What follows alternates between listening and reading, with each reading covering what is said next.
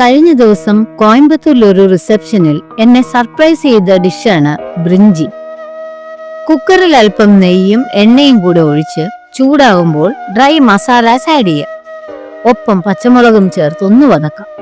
ഇനി അതിലേക്ക് സവോള ചേർത്ത് വതങ്ങിയതും ജിഞ്ചർ ഗാർലിക് പേസ്റ്റും ചേർത്ത് ഒന്ന് ഇളക്കാം.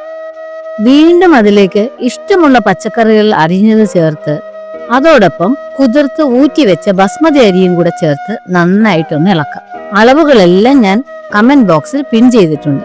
ഇനി കുക്കറിലേക്ക് അളവിനുള്ള തേങ്ങാപ്പാലും വെള്ളവും ഉപ്പും അല്പം നാരങ്ങ നീരും കൂടെ ചേർത്ത് നന്നായി ഇളക്കിയ ശേഷം മല്ലിയിലയും പുതിനയിലയും വറുത്ത് വെച്ച ബ്രെഡും നട്ട്സും കൂടെ ചേർത്ത ശേഷം കുക്കർ അടച്ച് ഒരു വിസിൽ വരുമ്പോൾ അടുപ്പ് ഓഫ് ചെയ്യാം. ഇപ്പൊ നമ്മുടെ ബ്രിഞ്ചി റെഡിയായി. എന്നെ സർപ്രൈസ് ചെയ്ത സിമ്പിൾ ആൻഡ് ഫ്ലേവർഫുൾ ഡിഷാണ് ഈ ബ്രിഞ്ചി.